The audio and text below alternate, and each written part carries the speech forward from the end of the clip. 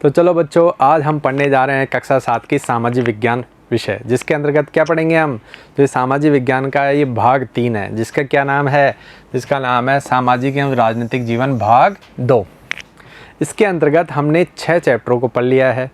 आज हम इसके 7वां जो अध्याय है उसको पढ़ने जा रहे हैं, जिसका क्या नाम है, हमारे आसपास के बाज़ार। अब ये बाज़ार से संबंधित हमारी यूनिट है, इकाई है, उसके अंतर्गत ये 7वां पार्ट है अपना। तो इसके अंतर्गत आज हम पढ़ेंगे इसके भाग 1।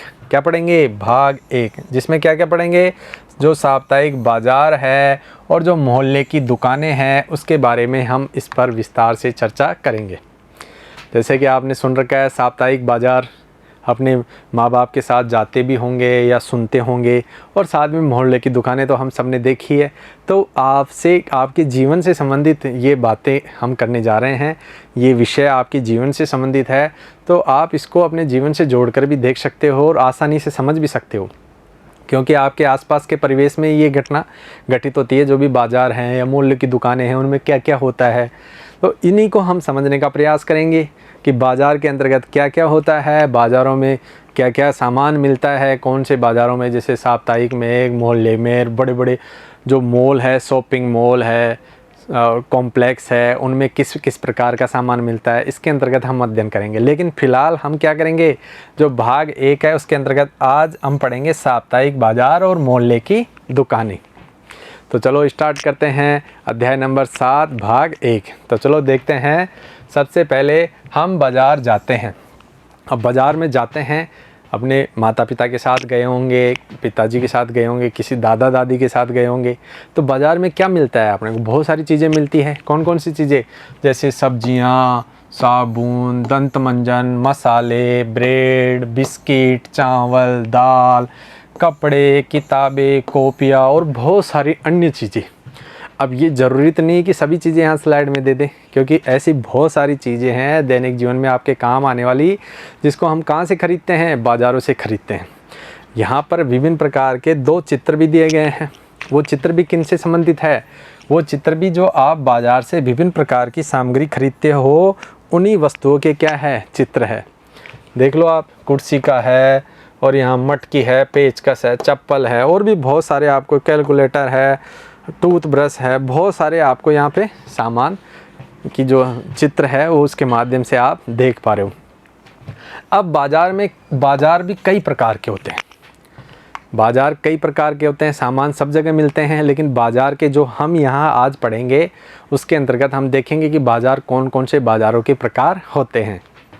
अब जैसे बाज़ार कौन से होते हैं, जैसे हमारे पड़ोस की घुमटी, साप्ताहिक हाट बाज़ार, शॉपिंग कॉम्प्लेक्स और शॉपिंग मॉल। अब ये शॉपिंग जो कॉम्प्लेक्स है और शॉपिंग मॉल है, उसको तो हम आगे वाले जो नेक्स्ट भाग है उसके अंतर्गत अध्ययन करेंगे। लेकिन वैसे यहाँ पर बाज़ार कौन कौन से नज़र आए हमारे को? साप्ताहिक बाज़ार है, मोहल्ले की दुकानें हैं, जिसको यहाँ पर क्या दिया गया है, पड़ोस की घुमटी के रूप में। शॉपिंग कॉम्प्लेक्स है, बड़े बड़े व्यापारिक जो प्रतिष्ठानों के यहाँ जो बड़ी बड़ी दुकानें होती है, कई मंजिला, उनको शॉपिंग कॉम्प्लेक्स बनते हैं। और इसी प्रकार से मॉल होते हैं। तो ये कई प्रकार के बाज़ार हमने देखे। अब इसके अंतर्गत ही हम बाज़ारों के अंतर्गत और विस्तार से चर्चा करते हैं।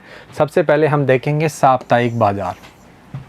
अब साप्ताहिक का, जैसे कि शब्द से हमारे को कुछ न कुछ अर्थ समझ में आ रहा होगा। साप्ताहिक का सीधा सा अर्थ क्या है कि सप्ताह में किसी दिन लगने वाला बाज़ार। अब पूरे सप्ताह में लगता अगर वो बाज़ार, तो साप्ताहिक थोड़ी कहला पाता। तो यहाँ पर कुछ दिनों में, कुछ निश्चित दिनों में ये बाज़ार लगता है, उसे क्या कहते हैं? साप्ताहिक बाज़ार। सीधा सा अर्थ आ गया अपना। अब सप्ताह के किसी निश्चित दिन में क्या लगता है? ये साप्ताहिक बाज़ार है, और ये रोज़ खुलने वाली पक्की दुकानें नहीं होती हैं। अब हमने देखा हमारे आस पड़ोस में, हम देखते हैं रोज़ाना कि कोई सब्जी मंडी में रोज़ नहीं लगाता है। जैसे सप्ताह में किसी मंगलवार या कि कहीं पर बुधवार, किसी जगह रविवार को, है ना, अलग अलग सप्ताह के दिनों में अलग अलग जगह पर, अलग अलग क्षेत्रों में क्या लगता है, किसी विशेष दिन बाज़ार लगता है। और वहाँ सभी प्रकार की चीज़ें आपको आसानी से कम कीमत पर उपलब्ध हो जाती है, और एक ही जगह बहुत सारी चीज़ें उपलब्ध हो जाती है। वही क्या कहलाता है? साप्ताहिक बाज़ार कहलाता है। शाम को समेट लेते हैं वो दुकानें। अब वो दुकानें क्या होती है? स्थायी तो नहीं होती है। स्थायी का मतलब क्या होता है कि जिनकी जैसे हमारे मोहल्ले में दुकान है या बाज़ार होते हैं, उसमें जो पक्की दुकानें होती है, स्थायी होती है, वो हमेशा एक ही प्रकार की दुकान एक ही जगह पर आपको देखने को मिलेगी। लेकिन ये दुकानें स्थायी नहीं होती है। सुबह वो आदमी दुकान लगाएगा, सड़क किनारे बैठेगा या किसी मैदान में बैठेगा, और शाम को जैसे ख़त्म होता है, सब लोग ख़रीदारी करके चले जाते हैं, वो अपना सामान समेटता है और किसी दूसरे दिन दूसरे क्षेत्र में जाकर वो वापस साप्ताहिक बाज़ार लगाता है। तो ये क्या होती है, साप्ताहिक बाज़ारें स्थायी नहीं होती है, अस्थायी होती है। इनमें लोगों की रोज़मर्रा की सभी चीज़ें मिलती हैं। जैसा कि हमने इस पर चर्चा की कि इसमें बहुत सारी चीज़ें मिलती है आपको रोज़मर्रा, आपके दैनिक जीवन में जो भी चीज़ें काम आती है वो सभी चीज़ें इन साप्ताहिक बाज़ारों में आपको मिल जाती है और बड़ी आसानी से मिल जाती है, एक ही जगह पर और कम कीमत पर और मिलती है। जैसे कि आपको यहाँ चित्र में दिया गया है कि जैसे सब्जी का ये साप्ताहिक बाज़ार लगा हुआ है, इसी तरह से ये कपड़ों का एक साप्ताहिक बाज़ार लगा हुआ है। अब यहाँ कपड़ों का ही नहीं है, ये तो कपड़ों की दुकान का हमारे पास एक चित्र है, लेकिन यहाँ पर क्या होता है, साप्ताहिक बाज़ारों में सभी प्रकार की दुकानें एक ही जगह लगती हैं। जैसे आपको वहीं पर कपड़े मिल जाएंगे, वहीं पर बर्तन मिल जाएंगे, वहीं पर सब्जी मिल जाएंगे, फल मिल जाएंगे, और भी वहाँ पर बहुत सारे है ना, जो राशन से किराना से संबंधित सामग्री मिल जाएगी, और खेल कूद से संबंधित बच्चों से संबंधित सामग्री मिल जाएगी। तो वहाँ पर ऐसे बाज़ारों में सभी प्रकार के सामान मिलते हैं आपको, और फिर भी क्या मिलते हैं, कम कीमत पर मिलते हैं। तो आप समझ पाए साप्ताहिक बाज़ारों का अर्थ। तो चलो नेक्स्ट और देखते हैं इसी के अंतर्गत साप्ताहिक बाज़ारों में क्या होती है, चीज़ें सस्ती होती है। इस पर भी हमने चर्चा की कि भाई यहाँ पर चीज़ें क्या होती है, सस्ती होती है, और उसके भी कारण हम जानेंगे आगे कि क्यों सस्ती होती है। अब कारण क्या है यहाँ पर कि जो ये पक्की दुकानों में जो खर्चे होते हैं वो खर्चे इनमें नहीं होते हैं। जो स्थायी दुकानें होती हैं हमारे मोहल्ले की या बाज़ारों की, उनमें विभिन्न प्रकार के खर्चे होते हैं, और वो खर्चे जोड़ने के बाद में वहाँ के दुकानदार क्या बेचते हैं, अपनी वस्तुएं बेचते हैं।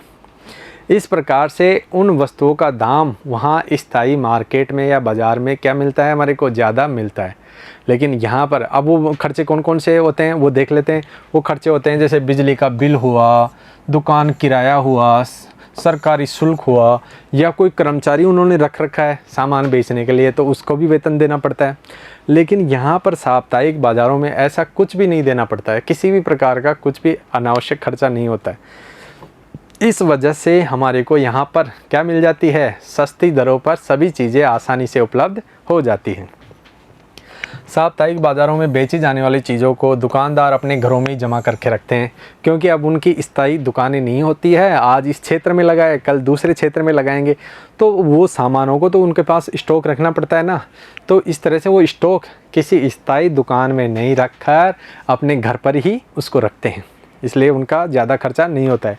और साथ में जो इनकी सहायता भी करते हैं तो उनके घर वाले ही करते हैं, विभिन्न प्रकार के सहयोग के रूप में उनके परिवार के लोग ही उनकी सहायता करते हैं, तो उनको परिवार के लोगों को अलग से वेतन भी नहीं देना पड़ता है। इस तरह से हमें साप्ताहिक बाज़ारों में अन्य बाज़ारों की तुलना में क्या मिल जाती है, चीज़ें सस्ती मिल जाती हैं।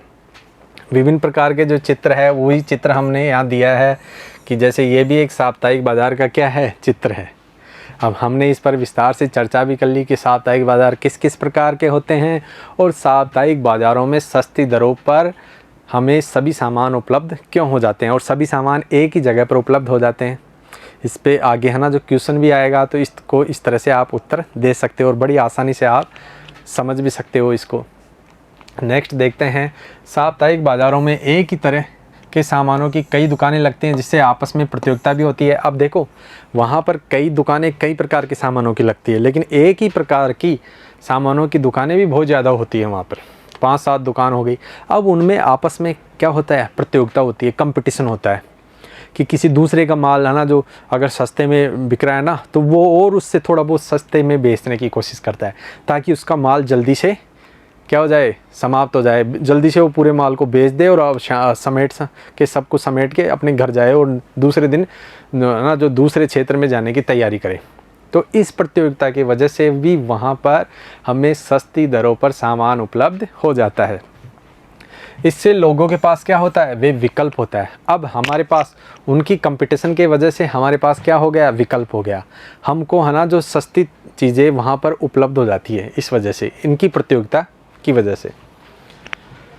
इन बाज़ारों में ज़रूरत के सभी सामान एक ही जगहों पर कम कीमत पर आसानी से मिल जाता है। लोगों को अलग अलग सामान हेतु अलग अलग क्षेत्रों में जाने की ज़रूरत नहीं रहती है। जैसे कि मैंने इस पर बता दिया है काफ़ी अच्छी तरीके से कि सभी सामान पूरे है ना जो एक ही जगह पर बड़े आसानी से मिल जाते हैं।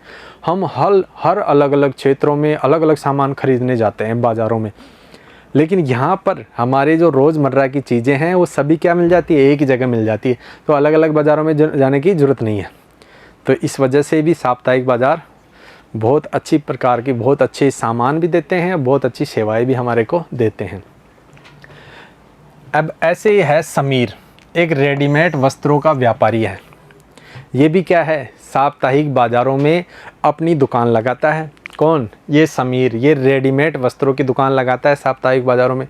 तो ये क्या करता है, अपने साथियों के साथ ना जो बहुत सारे जो इनके 4-5 प्रकार के विभिन्न प्रकार के साथी हैं, अलग अलग सामान भी बेचते होंगे, सभी है ना जो एक साथ कोई वैन कर लेते हैं और संबंधित क्षेत्र में जिस दिन इनको जाना होता है, सामान बेचना होता है, उस दिन वहाँ चले जाते हैं और वैन किराया करके ले जाते हैं। तो इस प्रकार से ये क्या है, एक क्षेत्र में गया फिर दूसरे क्षेत्र में जाएगा अगले दिन। तो इसी प्रकार से सभी लोग मिलकर अपना कार्य करते हैं और मिलकर है ना जो एक साधन हमेशा अपने पास रखते हैं। तो इस प्रकार से समीर की कहानी दे रखी है कि वह शहर में एक बड़े व्यवसायी से कपड़े खरीदता है।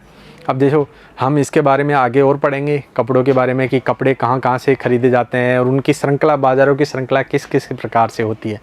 तो ये बड़े व्यवसायी से कपड़े खरीदता है, फिर क्या करता है, सप्ताह भर में 6 अलग अलग जगहों पर साप्ताहिक बाज़ारों में कपड़ों की बेचता है। और समीर और उसके दूसरे कपड़े इकट्ठे आते जाते हैं, इसलिए उन्होंने क्या कर रखी है, एक वैन किराए पे कर रखी है।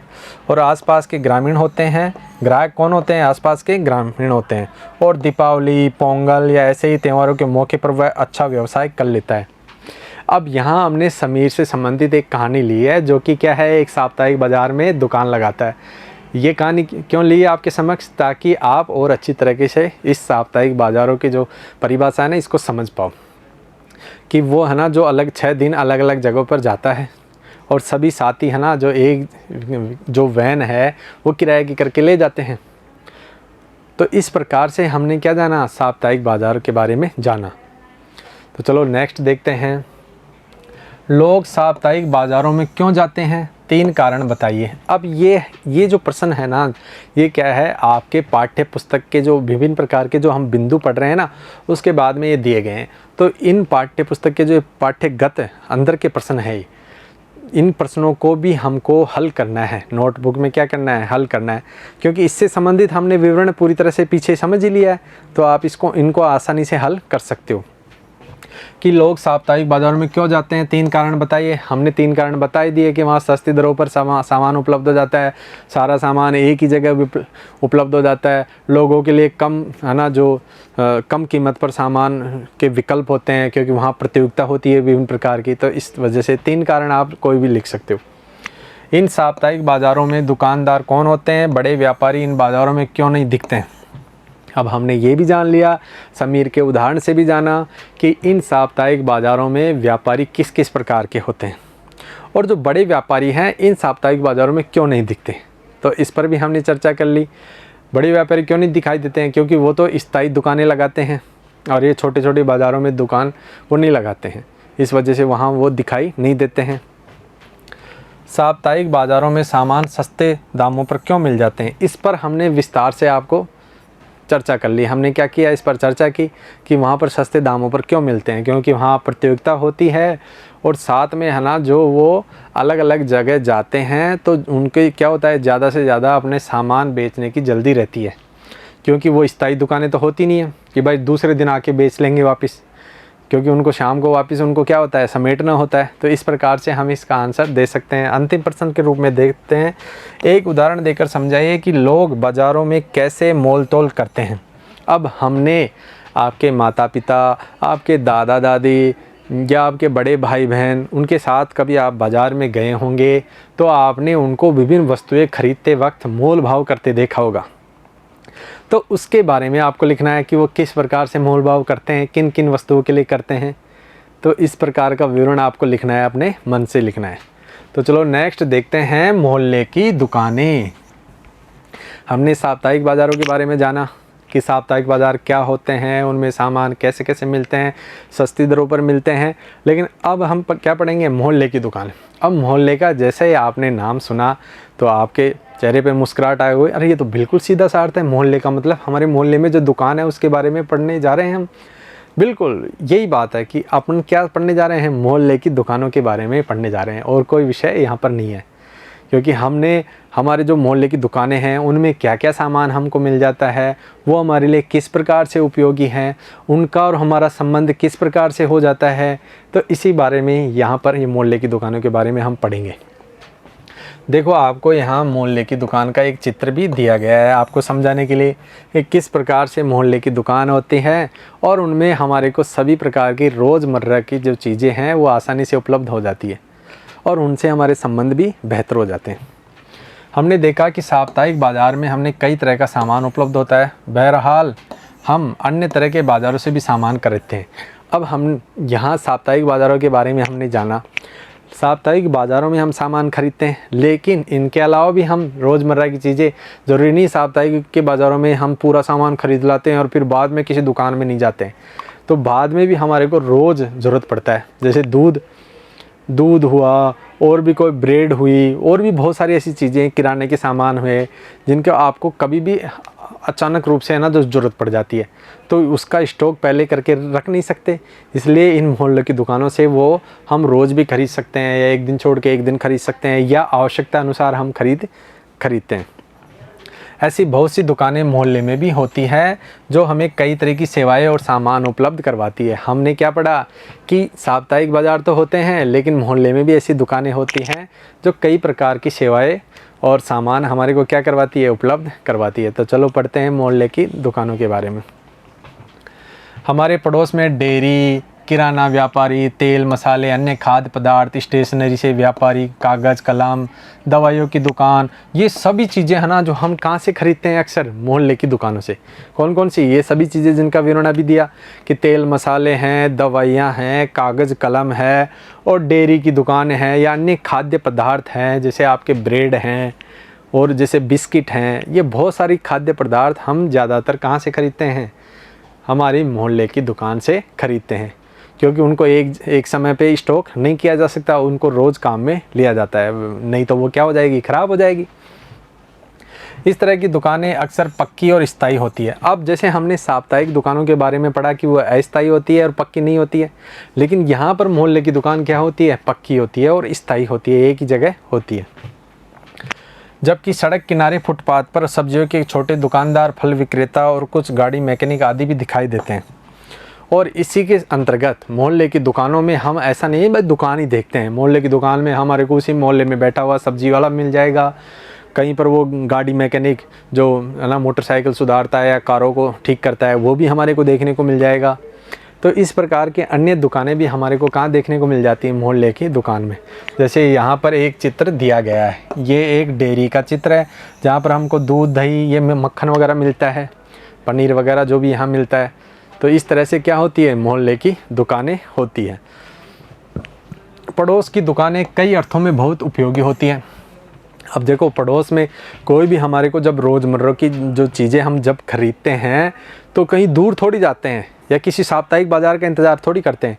इसलिए पड़ोस की ये दुकानें हमारे लिए महत्वपूर्ण भूमिका अदा करती हैं, क्योंकि हमारे को तुरंत ही किसी खाद्य पदार्थ की आवश्यकता हुई, तुरंत दूध की, अचानक से कोई मेहमान आ गया और दूध की आवश्यकता पड़ी तो हम कहाँ जाते हैं, मोहल्ले की दुकान में। ऐसे थोड़ी है कि साप्ताहिक बाज़ार में जाएंगे या वहाँ जो बाज़ार है वहाँ पर जाएंगे 2 किलोमीटर दूर। तो ये हमारी आस पड़ोस की दुकानें हैं, मोहल्ले की दुकानें, यही वो हमारे काम आती है। ये दुकानें क्या आती है, हमारे काम आती है। इन्हीं से हम सामान विभिन्न प्रकार के खरीदते हैं। हम किसी भी दिन वहाँ से सामान खरीद सकते हैं और किसी भी समय इन दुकानों पर जा सकते हैं। अब इनके लिए कोई टाइम पाबंद नहीं है, ये हमेशा खुली रहती है। रात में थोड़ी देर के लिए ज़रूर 5-7 घंटे के लिए बंद रहती हो, लेकिन ये हमेशा आपको खुली रहती है।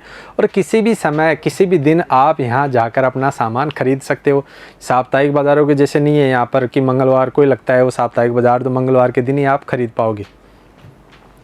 मोहल्ले के दुकानदार व ख़रीदार सामान्यतः एक दूसरे से परिचित हो जाते हैं। अब देखो, हम जिस मोहल्ले में रह रहे हैं उस मोहल्ले में वो दुकान है, तो वो आपस में सामान खरीदते वक्त एक दूसरे से परिचित हो जाते हैं। जैसा कि आप अक्सर परिचित होंगे आस पड़ोस की दुकान वालों से, और वो दुकान वाले से भी आपसे क्या होंगे, परिचित होंगे। और अक्सर ये क्या दे देते हैं, हमारे को उधार देने के लिए भी तैयार हो जाते हैं, क्योंकि वो हमारा मकान जानते हैं, घर जानते हैं, हमारे को जानते हैं कि हम कैसे हैं, तो वो आसानी से हमारे को उधार देने के लिए। उधार का मतलब क्या होता है कि जैसे आज मेरे पास पैसा नहीं है, तो मैं उनसे कहूँगा कि मैं 5 दिन 10 दिन या महीने भर बाद में आपका पैसा दे दूँगा वापस, तब तक के लिए मेरे को आप क्या दे दीजिए, सामान दे दीजिए। तो इस प्रकार से वो क्या देते हैं, उधार हमारे को सामान दे देते हैं, क्योंकि उनसे हमारे जो रिश्ता कैसा बन जाता है, एक परिचित वाला रिश्ता उनसे बन जाता है, मोहल्ले वाले की दुकानों से। आज खरीदे गए सामान का भुगतान बाद में करने की सुविधा होती है, जैसा कि सुजाता के उदाहरण में हमने देखा। अब हमने क्या हुआ, जैसे हमारे मोहल्ले की दुकान है, आस पड़ोस की दुकान है, उनसे हमारा परिचय हो जाता है, वो हमारे को सभी प्रकार के सामान उधार में देने के लिए तैयार हो जाता है। अब यहाँ पर आगे हम एक सुजाता का उदाहरण लेंगे कि किस प्रकार सुजाता है ना, जो अपने पड़ोस की दुकान पे जाती है, विभिन्न प्रकार के किराने के सामान की सूची बना के जाती है और वो उनको उधार भी दे देती है। तो चलो उसको देखते हैं, उस कहानी को, सुजाता की कहानी को। अब ये कहानियाँ क्यों देते हैं बीच बीच में, ताकि आप है ना जो पूर्णतः इनको समझ पाओ, आसानी से समझ पाओ, और बिल्कुल है ना जो कठिन कोई लैंग्वेज नहीं होती इनके, आसानी से कहानी रूप में ये आपको समझाया जाता है। तो ये है यहाँ पर ये सुजाता, ये क्या है, सुजाता। सुजाता और इसकी जो मित्र है कविता, दोनों एक दिन अपने मोहल्ले की दुकान में जाती है। अब सुजाता क्या होता है कि जो पहले है ना जो एक लिस्ट बना लेती है सामानों की, कि ये सामान हमारी मोहल्ले की दुकान से मुझे ख़रीदनी है। फिर मोहल्ले की दुकान में जाती है और वहाँ पर वो सामानों की पर्ची किनको देती है, जो ये दुकानदार है ना, वो भी एक महिला है, इनको दे देती है।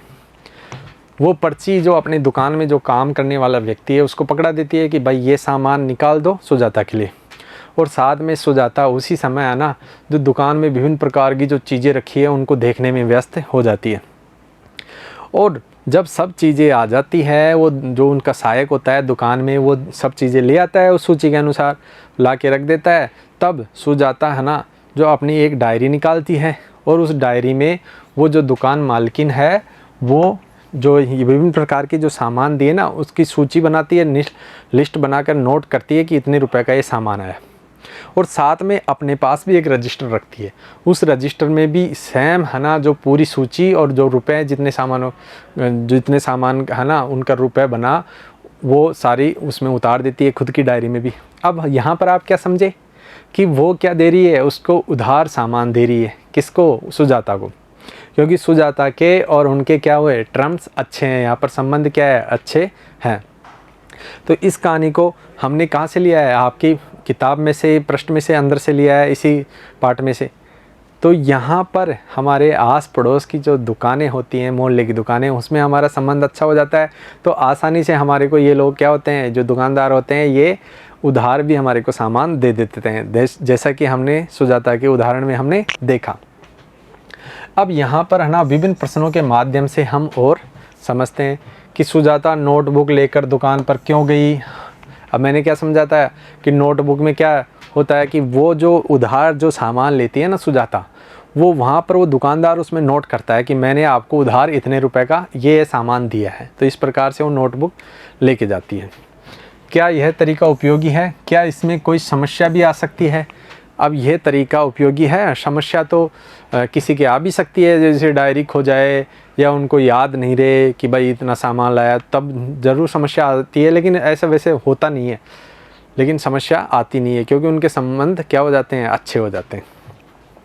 आपके मोहल्ले में अलग अलग प्रकार की कौन कौन सी दुकानें हैं, तो आप मोहल्ले में अपने मोहल्ले में जो भी दुकानें हैं उनके बारे में लिख सकते हो इस प्रश्न में। तो फिर है सड़क किनारे की दुकानें या साप्ताहिक बाज़ार में मिलने वाले सामान की तुलना में पक्की दुकानों से मिलने वाला सामान महंगा क्यों होता है।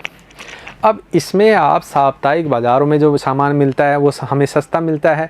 हमने वहाँ पर इसका विस्तार से चर्चा भी कर लिया कि क्यों मिलता है सस्ता, और साथ में स्थायी दुकानों में है ना जो महंगा क्यों मिलता है, इस पर भी हमने चर्चा कर ली कि विभिन्न प्रकार के जो अन्य खर्चे भी हैं वो भी उनके लगते हैं। बिजली का बिल है, सरकारी शुल्क है, जो वो अन्य कर्मचारी भी रखते हैं, इन सब का भी उनको वेतन देना पड़ता है। तो इस तरह से स्थायी दुकानों में क्या मिलता है, हमारे को सामान महंगा मिलता है। हमने इस पर विस्तार से चर्चा कर ली। तो इस प्रश्न का आप उत्तर इस प्रकार से दे सकते हो। तो आज हमने इस जो चैप्टर 7 है हमारे आसपास के बाज़ार, इसके अंतर्गत हमने क्या पढ़ा, साप्ताहिक बाज़ार और मोहल्ले की दुकानें। अब नेक्स्ट भाग में हम जो शॉपिंग मॉल है, शॉपिंग कॉम्प्लेक्स है, उनके बारे में समझेंगे और साथ में क्या इन शॉपिंग मॉल या साप्ताहिक बाज़ार मोहल्ले की दुकानों में क्या समानता होती है, क्या इनमें कोई अंतर हमारे को दिखाई नहीं देता है। विभिन्न प्रकार के अंतरों के बारे में हम नेक्स्ट भाग में पढ़ेंगे। तब तक के लिए नमस्कार, धन्यवाद।